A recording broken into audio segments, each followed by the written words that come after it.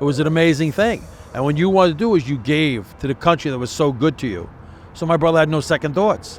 When he wanted to do it, he didn't have to be drafted. He could have been safe. He had the marks, he had everything, but he wanted to serve. And he even came back for a short stint when I was in school, St. Sebastian's. He came back and he said to me, he would go around from class to class showing the proper way of parachuting because he was in the 101st Airborne Division. People ask me all the time, well, how did you lead in combat? Did you agree with the mission? And I tell them all the time, the mission didn't matter. What mattered was making sure that everybody that I came with went home. I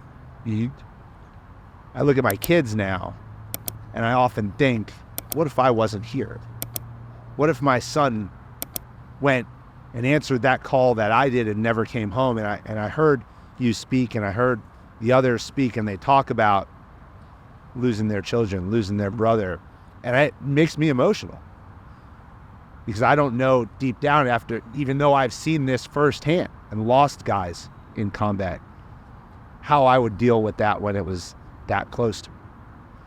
Talk about your brother, talk about his call to service and what your family's gone through. My brother was a B+ student. He was amazing. He got so many awards from different organizations, the Kiwanis. He was like really gung-ho. He really was amazing. I was only 9, 10 years old. And he said he was enlisting, and because he come from a history of military. My uncle, my father's brother, served in World War II, and he was killed in Belgium defending, France. And he was stormed the beach of Normandy. He did the whole thing, and he died. Got killed over there. My father's was in the 9th Regiment. After that, he was in the military. My father's brother was in the military. Like the whole family was always in the military. They came over from 1911 from Italy, and it was America. It was in Italy. It was America. We came here. We acclimated instantly. I'm with you. My grandparents all came from Italy. Okay, well, I'm just saying, but we never just saw... went a little bit further north to Rhode Island. Well, there you go. North Italy, not south. But anyway. That's too. So they came and acclimated. I never saw an Italian flag. Not that they were embarrassed. They were Americans. My grandfather, my grandmother worked. My grandmother had 11 children. I grew up with 31st cousins within 3 blocks. My grandfather, it was the American dream. He worked, bought a family house, bought another family house. They all lived next to each other. It was an amazing thing. And when you wanted to do is you gave to the country that was so good to you. So my brother had no second thoughts. When he wanted to do it, he didn't have to be drafted. He could have been safe. He had the marks, he had everything, but he wanted to serve. And he even came back for a short stint when I was in school, St. Sebastian's. He came back and he said to me, he would go around from class to class showing the proper way of parachuting because he was in the 101st Airborne Division.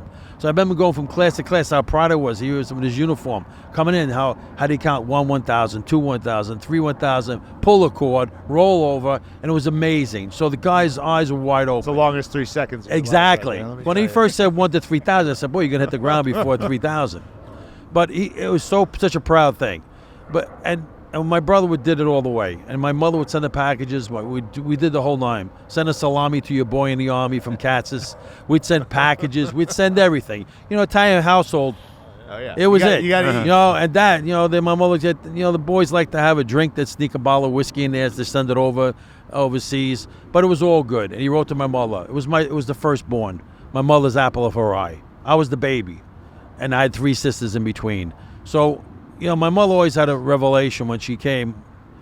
She knew the night before my brother wasn't coming home. She saw it there, and she said that she was sweeping the floor. And she looked up, and my brother was there in full regalia. And she goes, Neil, what are you doing? And he bent down to hold the shovel for her to sweep onto the shovel. She goes, how'd you get home? And he disintegrated right in front of her.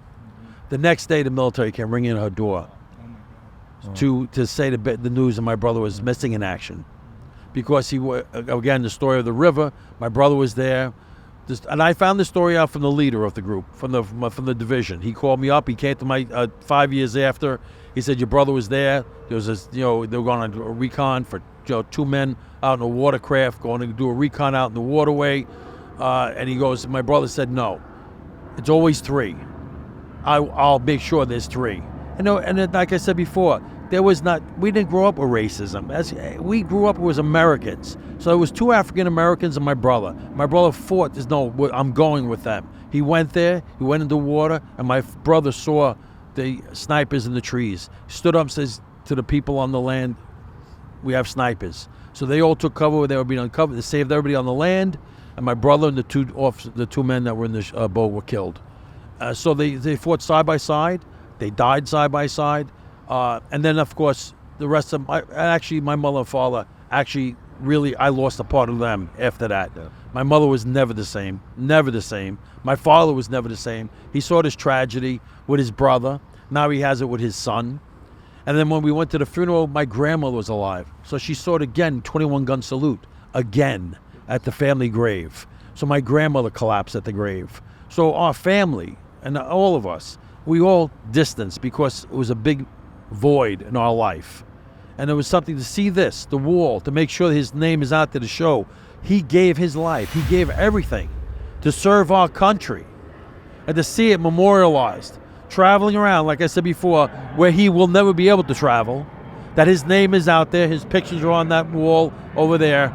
It gives me great homage because as a baby of the family, my other ones always kept quiet, my sisters, because that huge loss. To know that his name's out there, it's being honored, remembered for the country, it makes me feel very proud that his name is alive. And I applaud the commissioner, the councilman, Vietnam vets, to make sure that it's constantly there, because it's a little etching, but that person's name, with 100 people behind it, it's another family.